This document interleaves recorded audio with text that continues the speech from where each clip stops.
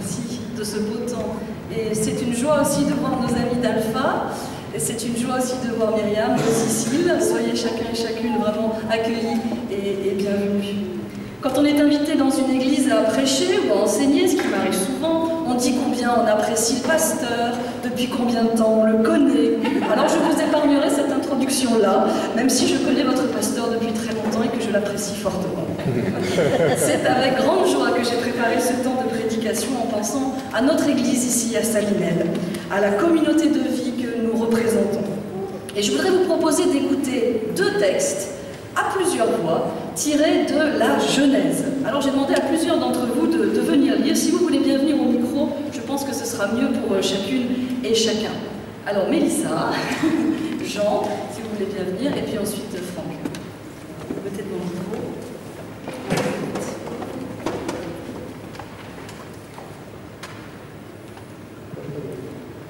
C'est pour Alice qu'elle entend. Ouais. Dieu dit que les eaux grouillent de bestioles vivantes et que l'oiseau vole au-dessus de la terre face au firmament du ciel. Dieu créa les grands monstres marins, tous les êtres vivants et remuants selon leur espèce, dont grenouillèrent les eaux et tout oiseau ailé selon son espèce. Dieu vit que cela était bon. Dieu les bénit en disant « Soyez féconds et prolifiques, remplissez les eaux dans les mers, et que l'oiseau prolifère sur la terre. » Il y eut un soir, il y eut un matin, 5e jour. Dieu dit que la terre produise des êtres vivants selon leur espèce, bestiaux, petites bêtes et bêtes sauvages selon leur espèce. Il en fut ainsi. Dieu fit les bêtes sauvages selon leur espèce, les bestiaux selon leur espèce, et toutes les petites bêtes du sol selon leur espèce. Dieu vit que cela était bon. Dieu dit, faisons l'homme à notre image, selon notre ressemblance, et qu'il soumette les poissons de la mer, les oiseaux du ciel, les bestiaux, toute la terre et toutes les petites bêtes qui remuent sur la terre.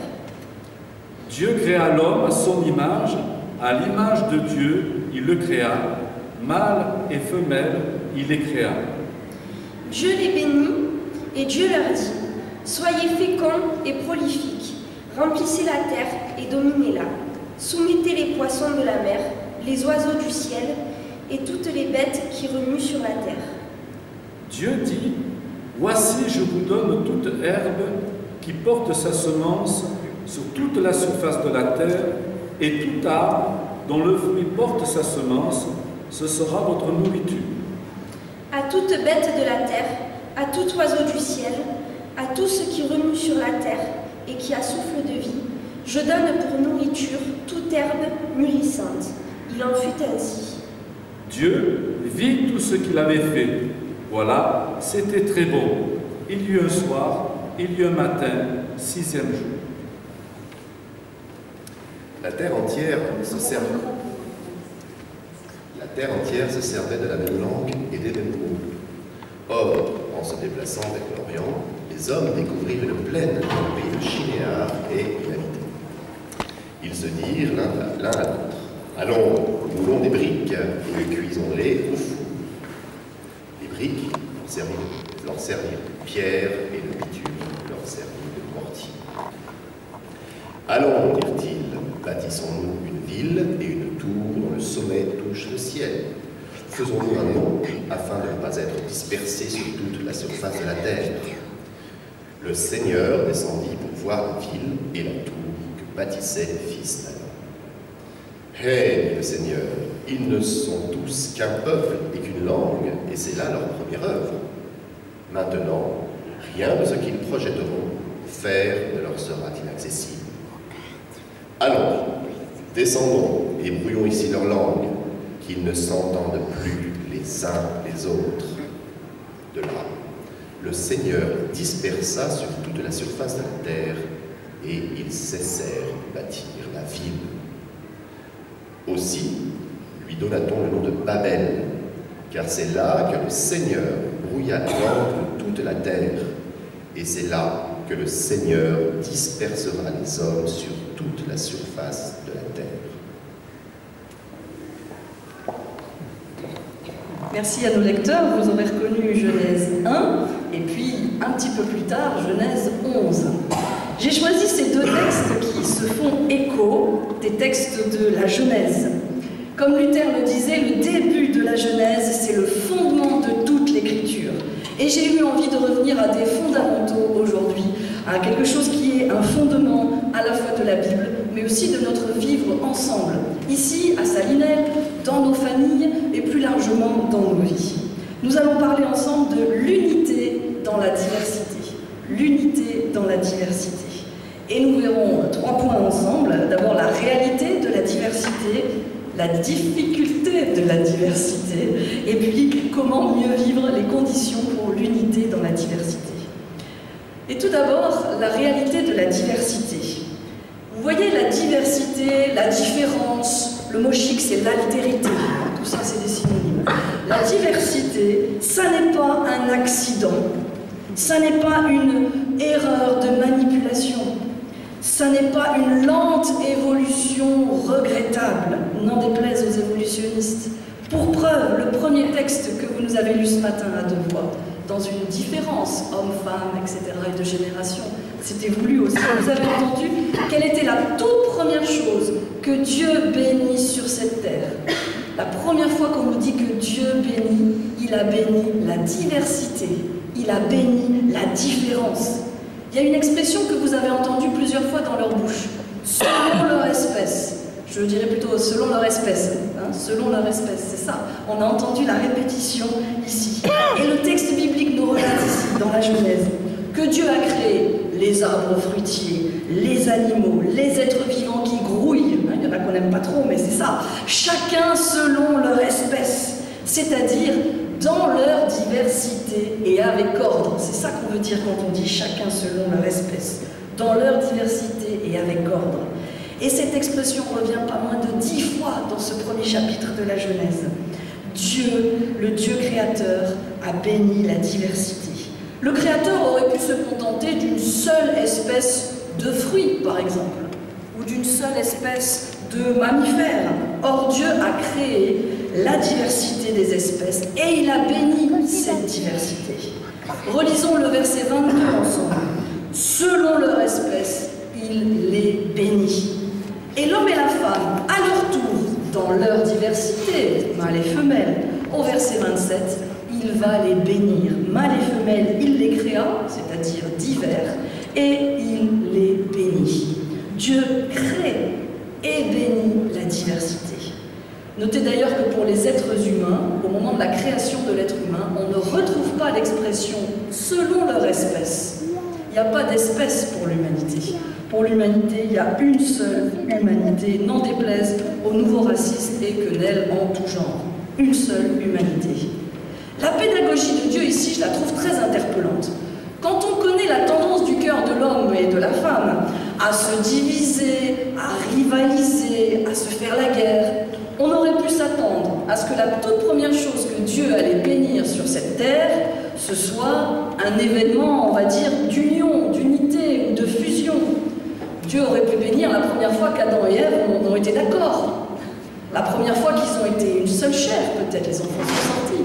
Hein? Qu'est-ce qu'il aurait pu bénir? Vous voyez, si on était Dieu, quelle était la première chose qu'on aurait béni? Un événement d'unité. La première fois qu'il y a eu un événement spirituel. La première fois qu'ils ont évoqué le nom de Dieu. Non, la première fois, la première chose que Dieu va bénir, c'est la différence. C'est l'altérité. Et la création entière est un hymne à la différence. On sait par exemple, on le sait peut-être un peu moins dans le sud que dans le nord, mais on sait qu'il n'existe pas 2 flocons de neige identiques. Il n'y a pas 2 flocons de neige identiques. Apparemment, rien ne ressemble plus à un flocon de neige qu'un autre flocon de neige. Mais en fait, si vous en prenez des millions et que vous les comparez, alors vous remarquerez qu'il n'y a pas un seul flocon de neige identique. Ils sont tous différents, des formes et des tailles différentes. Et les vrais jumeaux, même les vrais jumeaux, alors qu'ils ont le même patrimoine génétique, les mêmes traits, le même ADN, que parfois ils savent même terminer la phrase de l'autre, eh bien même les vrais jumeaux ont des empreintes digitales différentes. Chacun a une unicité, une différence.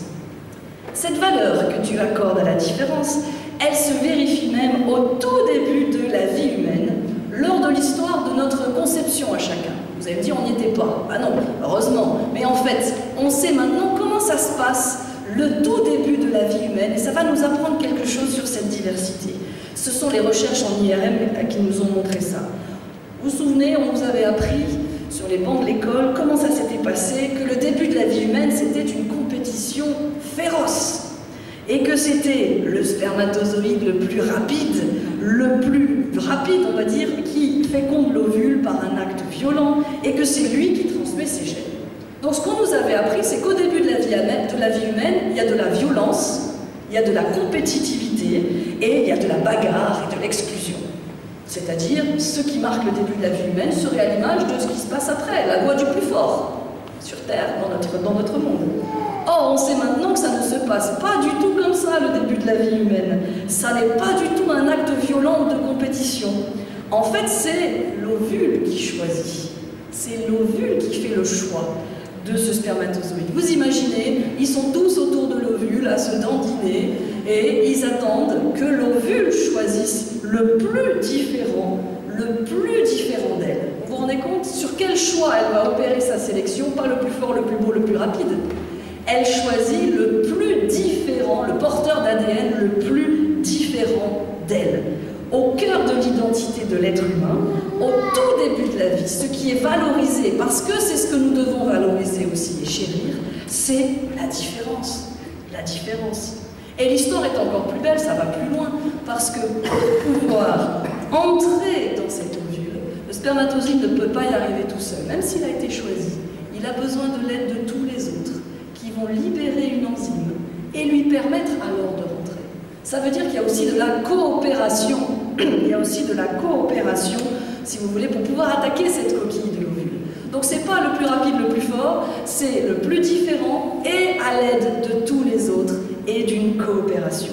Au cœur de notre identité, ce que nous devons chérir, ce n'est pas la compétition, l'élimination, mais c'est la différence, la coopération, le choix.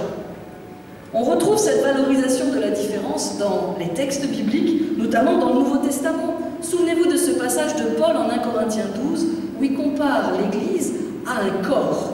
Il va comparer l'Église à un corps. Chaque chrétien représente un membre différent du corps. Le pied, la main, l'épaule, etc. Et chacun a sa place. Chacun sa différence, sa spécificité, mais chacun a sa place. Et c'est d'ailleurs le lien à la tête du corps, c'est Jésus-Christ, c'est le lien à la tête qui fait la différence entre un membre du corps et un morceau. Un morceau, c'est quelque chose qui est détaché, d'accord? Et c'est ça la différence entre un membre et un morceau. Nous ne voulons pas être des morceaux du corps, mais des membres, c'est-à-dire rattachés les uns aux autres et à la tête, Jésus-Christ. Et nous pouvons nous en souvenir sur le plan local, mais aussi dans les rencontres entre confessions chrétiennes. Nous ne sommes pas des morceaux ici, nous ne sommes pas un morceau détaché ici à Salinette, nous sommes membres du corps de Christ plus large, qui dépasse bien nos frontières confessionnelles. Dimanche prochain, nous allons fêter Pâques, et nous savons qu'il y aura d'autres chrétiens qui vont se rassembler, des protestants, des catholiques, des orthodoxes, qui vont fêter Pâques ensemble. Nous sommes membres du corps, dans notre diversité. Chaque membre, dans sa différence, a sa place. On voit ça très bien au verset 24 d'A Corinthiens 12. C'est Dieu lui-même a disposé les différentes parties du corps. Il a disposé chacun d'entre nous. Le verbe grec qui est employé ici dit combiner, composer. C'est le verbe notamment dont se sert le peintre avec ses couleurs. Quand le peintre doit disposer, combiner, harmoniser ses couleurs pour faire son tableau, il a placé chacun d'entre nous, avec les dons que nous avons, à la place où nous devons être, au lieu où nous devons être ici. Il nous place dans notre histoire, au moment où il convient, dans son histoire. Ça, c'était la réalité de la diversité, et que Dieu l'a béni. Et maintenant, nous allons en parler de la difficulté de la diversité. La difficulté. Dans nos vies et dans la Bible, nous voyons bien que la différence n'a pas toujours été perçue comme intéressante, positive, constructive, et qu'on a même plutôt été gênés par la différence comme source de bénédiction. Alors on va regarder de plus près ces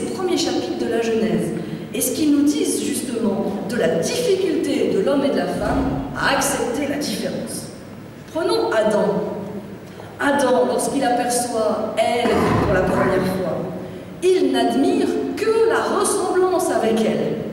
Il va dire « os de mes os, chair de ma chair ». Il n'est que dans la similitude. Ce qui le frappe, c'est la ressemblance, c'est pas encore la différence.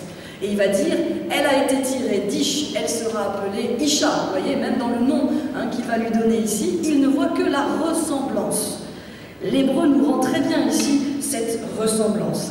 Il va, vous vous souvenez, quand il va l'appeler, le nom qu'il lui donne, le nom même qu'il lui donne ressemble au nom qu'il se donne. Et je crois même qu'il était tellement admiratif sous la beauté d'Ève qu'il a pu dire « elle a été tirée d'Ish, elle sera appelée Isha ». Il était tellement admiratif de cette femme que Dieu lui avait donnée. Mais il va lui falloir du temps, vous voyez, pour l'accueillir dans sa diversité, dans ce qu'elle avait de différent. Et même, pour tout dire, dans les relations hommes-femmes, il faudra longtemps pour que cette différence ne soit pas seulement interprétée comme une infériorité. Que différent ne veut pas forcément dire inférieur.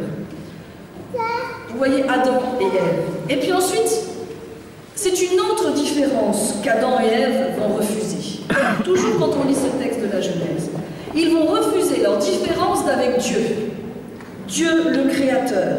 Alors que eux sont créatures. Vous voyez la différence, créature et créateur. Eh bien, c'est la tentation à la chute.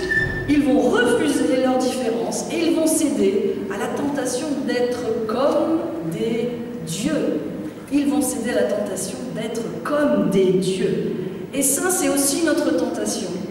Quand nous refusons nos limites, le fait d'être créature et non créateur nous impose des limites, des finitudes. Et parfois, notre désir de toute-puissance ou de bien faire nous fait culpabiliser d'avoir des limites, de ne pas pouvoir tout faire, de n'être qu'une créature. On va se culpabiliser de ne pas être exaucé dans une prière, on va se culpabiliser de ne pas avoir pu produire de miracles, ou alors pas aussi souvent qu'on voudrait, de ne pas réussir à avoir des journées de 36 heures. On va ici se culpabiliser. Et on a du mal, comme Adam et Ève, à accepter que nous sommes des créatures et non des créateurs. Là, il y a une autre différence fondamentale. Alors, on poursuit la lecture des premières pages de la Genèse, à la lumière de cette différence et de cette difficulté d'accepter la différence. Vous vous souvenez de Caïn? Caïn, il a eu beaucoup de mal à accepter une différence avec son frère. Caïn, lui, le chasseur, avec son frère, l'agriculteur. Eh bien, Abel, ça va mal finir. Ça va mal finir. Rongé par la jalousie, Caïn devient fratricide. Il va assassiner son frère. Geste ultime du refus de l'autre. Et vous savez, c'est parfois avec les gens les plus proches, la fratrie, la famille, l'Église, puisqu'on est frères et sœurs dans l'Église. C'est parfois avec les gens les plus proches qu'on a les sentiments de rejet les plus forts, où on a le plus de mal à accepter leurs différences, leur parcours, leur spécificité. Et si Caïn a assassiné son frère, c'est-à-dire qu'il lui a littéralement pris la vie, eh bien vous avez Jésus en Matthieu 5 qui va dire qu'il y a différentes façons d'ôter le principe de vie à quelqu'un. C'est pas simplement de l'assassiner, mais il va dire que les insultes, les actes de colère injustifiés, ou le mépris, ou la médisance peuvent être aussi des façons d'ôter le principe de vie chez notre frère, chez notre sœur. La génération du déluge, un peu plus loin. La génération du déluge aussi a eu du mal à accepter la différence. Elle a du mal à accepter la différence avec Dieu. Ils en viennent à appeler certains des fils de Dieu. Eux aussi, vous voyez, sont dans le refus de créature et créateur. Et enfin, la dernière étape, si vous voulez, dans ce refus de la différence, c'est ce que Franck nous a lu. C'est l'histoire de Babel et de la construction de la tour. Regardez bien dans quel refus de l'altérité les humains se trouvent au tout début du passage qu'on a lu. L'expression pour qualifier leur époque, toute la terre se servait de la même langue et des mêmes mots. En hébreu, on le dit de façon très imagée. Toute la terre était lèvre unique et parole unique. C'est pas seulement le fait qu'ils parlaient la même langue, c'est qu'ils disaient la même chose. Cette uniformité entre eux, elle se voit aussi dans le langage répétitif employé pour décrire la construction de la tour.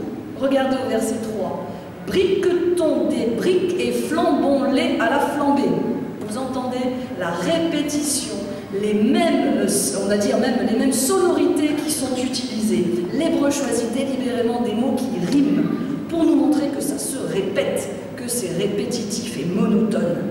L'uniformité jusque dans leur technique. Ça me rappelle, si vous avez lu 1984, le récit, le roman avec, de George Orwell, la société tyrannique qu'il nous décrit. Vous vous souvenez du nom de la langue? Le novlangue.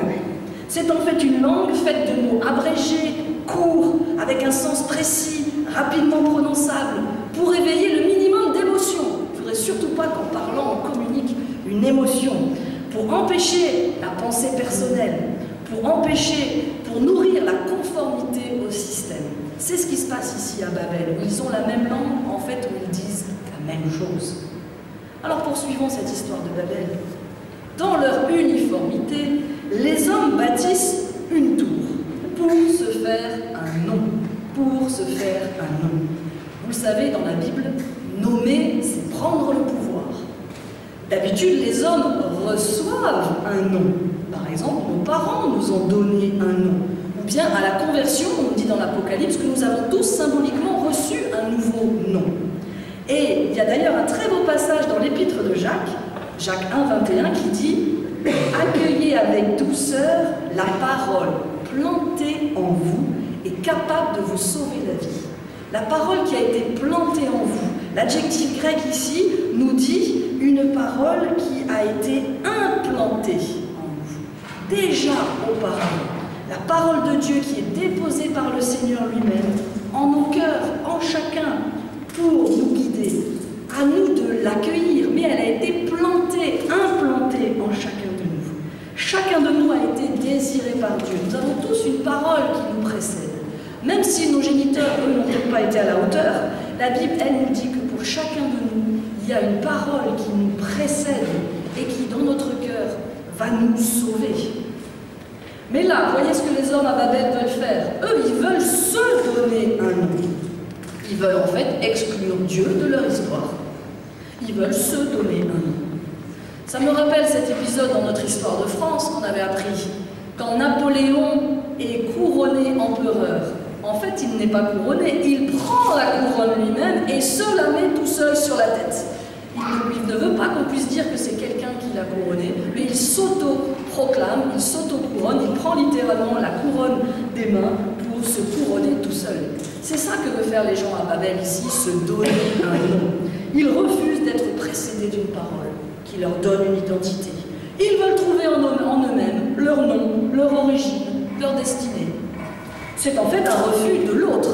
Et là, vous pouvez écrire l'autre avec un petit a, un refus de l'autre, ou de l'autre, le grand, de tout autre, avec un grand A. C'est un refus de vivre comme sujet, de vivre comme un jeu. Ils ne veulent être que dans le nous collectif. Remarquez d'ailleurs que nous ne connaissons le nom d'aucun des habitants de Babel. Vous avez remarqué? C'est des anonymes. Alors que juste avant, en Genèse 10, il y a un chapitre entier de généalogie. On ne lit pas souvent les généalogies, mais elles ont un intérêt. Là, vous avez une généalogie pour vous dire que le nom de chacun compte. On vous dit, un tel a eu 10 enfants. Ça aurait pu suffire, on est 3000 ans après. Non, non, on va vous donner le nom de chacun des 10. Pour vous dire qu'aux yeux de Dieu, on n'est pas des anonymes, que le nom de chacun compte. Et ici, justement, quel contraste entre cette généalogie très précise et le verset suivant, Babel, des anonymes qui veulent se faire un nom. Et vous avez vu de quelle manière ils veulent se construire une identité? Par le nous, en faisant, par le faire, en bâtissant une tour. En faisant collectivement, soyons.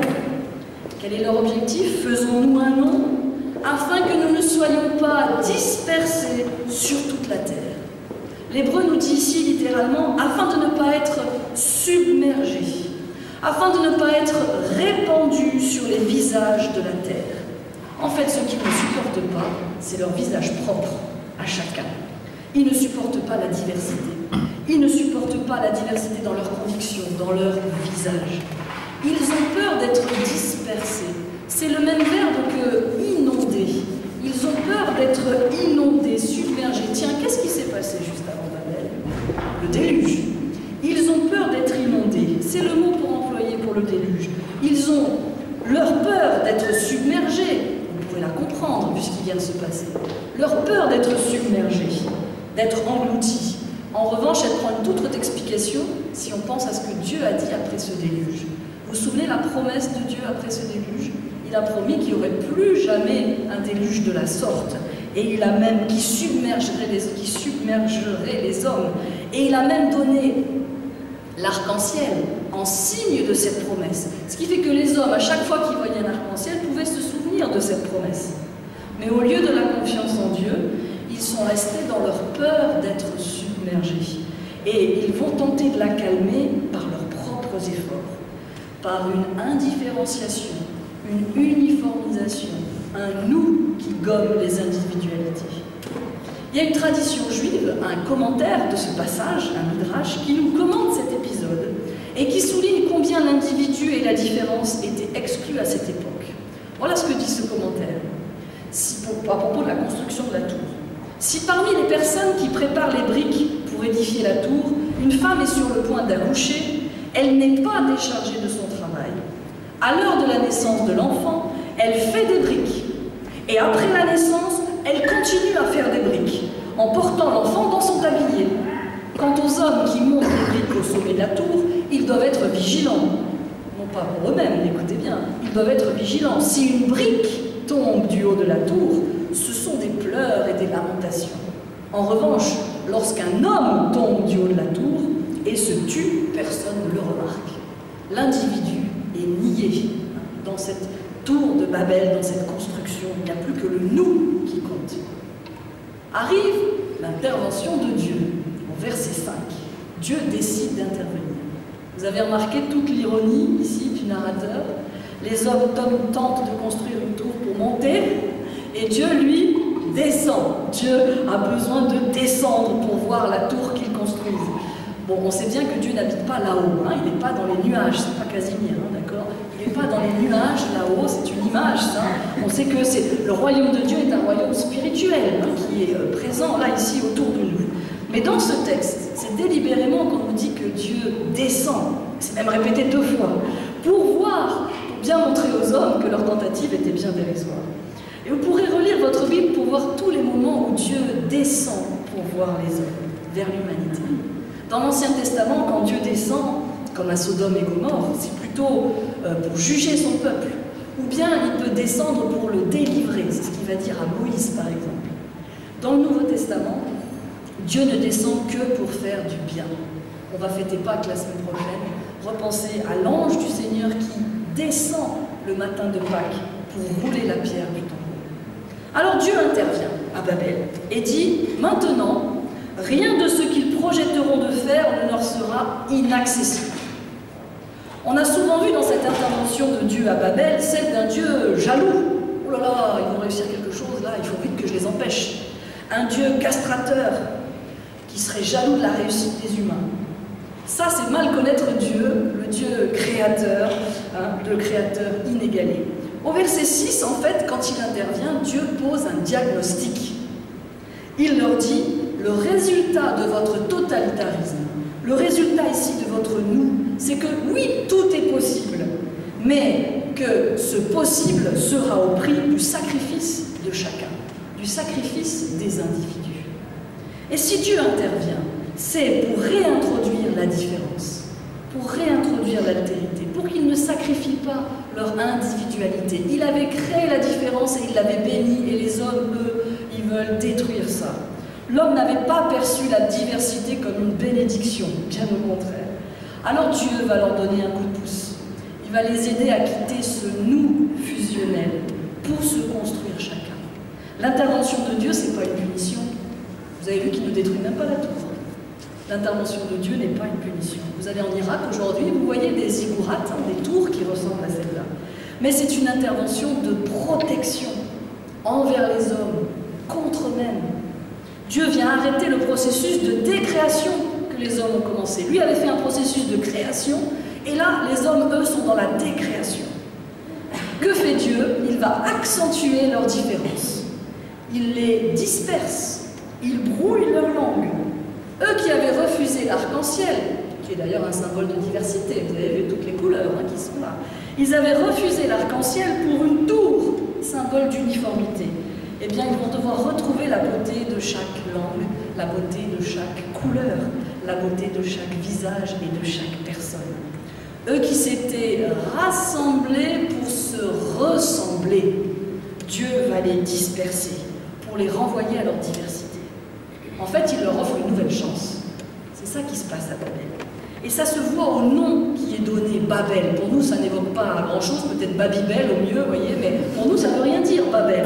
Alors qu'en hébreu, il y a un vrai jeu de mots sur le mot qui est donné. On le voit au verset 9.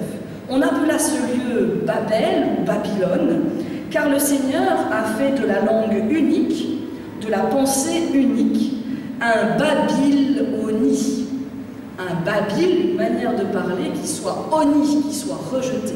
Un Babylonie, c'est ça le jeu de mots de Babylonie, si vous voulez, de Babel. Il va rejeter la pensée unique, la lèvre unique. Babylonie. Babel est une bénédiction, un cadeau de Dieu pour rendre à chacun la parole, pour rendre sa diversité. Pourtant, c'est le propre de l'homme et de la femme souvent de construire des structures de société, d'église, seulement sur la ressemblance, seulement avec ceux qui nous ressemblent, seulement dans le nous et non dans la singularité, dans l'acceptation du parcours de chacun, des dons différents de chacun, des questionnements différents de chacun, de nos handicaps différents, de nos limites différentes. L'intervention de Dieu à Babel vient réintroduire la diversité, l'élément fondateur à la construction de notre personnalité. Ce récit vient nous encourager chacune et chacun à accepter notre diversité et celle des autres. C'est quelque chose que Dieu a voulu pour notre épanouissement. Je suis en train de vous montrer à la fois la difficulté de la diversité et de voir ici, donc, plus dans la Bible, pour les premiers hommes, mais je crois qu'on peut élargir ça à nos propres vies, la difficulté dans nos propres vies à accepter la différence. Je crois que si souvent on a du mal à accepter la différence de l'autre, c'est parce que ça commence avec nous-mêmes, on a du mal à accepter notre propre spécificité, notre propre identité. Ce qui nous singularise chacun, il nous faut du temps, plusieurs décennies parfois, pour accepter qui nous sommes. Vous me permettrez de citer la vie de Brian, le film caricatural des Monty Python, sur l'Évangile. On voit Jésus qui essaye de convaincre la foule qui l'écoute comme un troupeau. Il essaye de les convaincre que chaque humain doit découvrir sa vraie personnalité et sa vraie valeur. Et il leur dit, vous êtes tous des individus uniques. Et les hommes répètent en foule d'une seule et même voix, nous sommes tous des individus uniques. Ça, c'est notre tentation. Alors plus sérieusement, quand il approchait de la fin de sa vie, Rabbi Zoussia, qui était un rabbi racidique célèbre au XVIIIe siècle, prononça ces paroles. Dans le monde qui vient, lorsque je me présenterai devant le tribunal céleste, on ne me demandera pas pourquoi je n'ai pas été Abraham, Jacob, Moïse. Mais la question qu'on me posera, c'est pourquoi n'as-tu pas été Zoussia? Pourquoi n'as-tu pas été toi-même? Voici l'interpellation biblique de ce texte. S'accepter soi-même dans ses particularités pour accepter l'autre dans ses particularités. Si ça avait été quelque chose de facile, il n'y aurait pas eu besoin qu'on répète aussi souvent dans la Bible « Aime ton prochain comme toi-même ». C'est justement parce qu'il y a un défi que ça nous est répété et dans l'Ancien et dans le Nouveau Testament. Pourquoi est-ce que Dieu nous encourage tant à accepter l'autre si c'est si difficile? On pourrait dire de façon simpliste, parce qu'accepter l'autre, ça nous enrichit. Et on a tous, par les rencontres qu'on a pu faire, été enrichis de la rencontre de l'autre. Mais je crois qu'on doit aller un petit peu plus loin. L'altérité, elle est nécessaire parce qu'elle me fait sortir du personnage que je me suis construit. On se construit chacun un personnage, un masque social, et en fait c'est l'autre qui me pousse à être dans la réalité. C'est l'autre qui m'oblige à accepter, à rentrer dans la réalité. Or, seule la réalité, le mot biblique pour ça c'est vérité, seule la vérité peut me rendre libre. C'est la vérité qui peut me rendre libre. La vérité d'être aimé pour qui je suis vraiment, et pas pour ce que je pense que je suis, mais qui je suis vraiment. Et tant que je n'ai pas rencontré l'autre, alors je continue mon petit discours sur moi-même. Je ne sais pas que j'ai mauvaise haleine tant que l'autre ne me l'a pas dit. Je pense que mes lasagnes sont en effet les meilleures du monde jusqu'à ce que l'autre me dise « Ah, tu sais, j'en ai déjà mangé une fois, qui voilà. » Ah, ça se dit pas dans les premiers mois de mariage, ça. Mais en fait, c'est la réalité. Et c'est la vérité qui va me permettre de progresser, de m'améliorer. Vous voyez, c'est la rencontre avec l'autre qui me permet d'être en vérité sur moi-même. Sinon, moi tout seul, j'ai ma petite musique. Hein.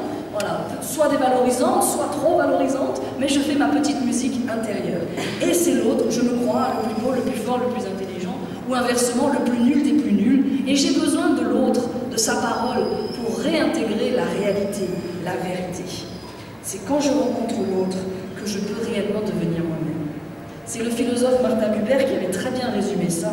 Par la grâce du toi, le je advient. C'est grâce à l'autre que je peux trouver qui je suis. L'autre avec un petit A ou un grand A. Par la grâce du toi, le je advient. Et ça, c'est sans doute le voyage de toute une vie. En couple, tout seul, ou dans l'église, chacun dans nos vies, on a à cheminer pour accepter notre singularité et celle de l'autre. En dernière partie ce matin, après avoir montré la réalité de la diversité, sa bénédiction et sa difficulté, je voudrais nous laisser une piste sur comment la vivre, comment vivre cette unité dans la diversité. Vous connaissez la blague qu'on dit parfois les jours de mariage. Les deux ne feront plus qu'un. Oui, mais lequel? Qui des deux?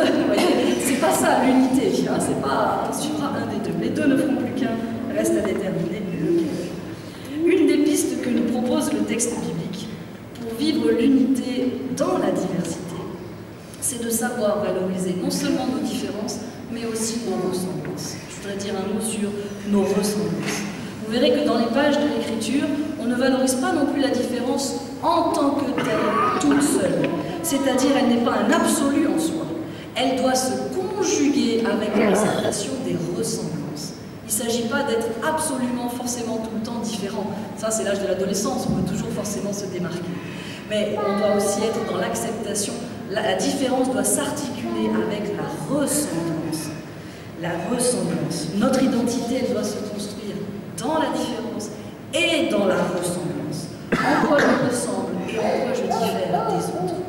Par exemple, mon nom de famille dit ma ressemblance avec ma famille, mais mon prénom va dire mon unicité, ma singularité.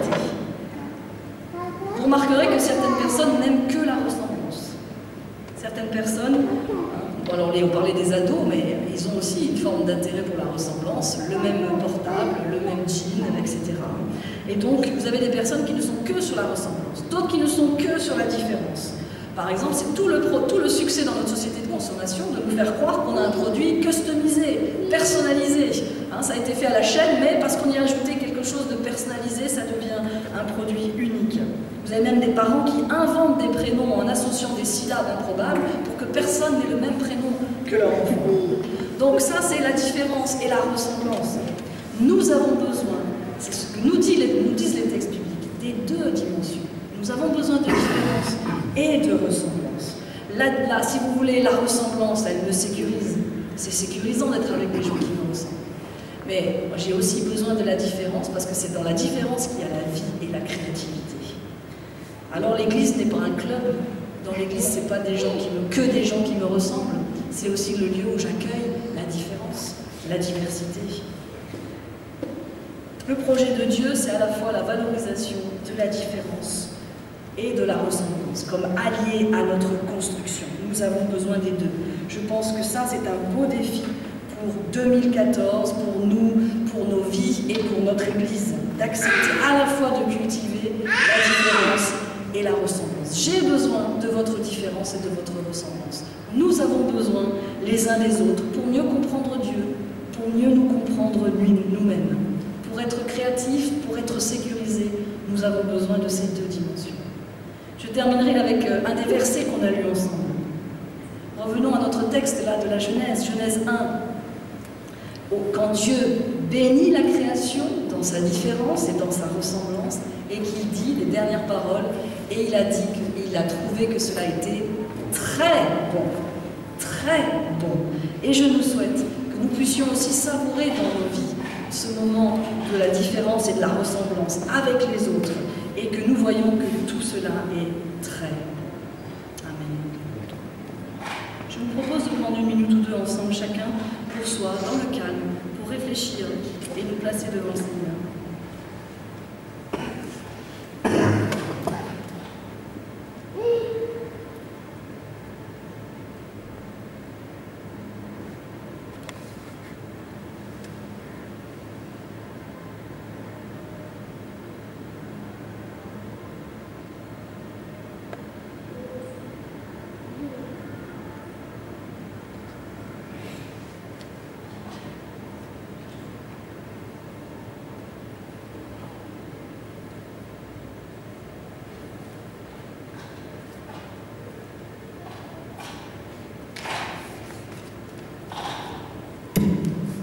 voudrais nous proposer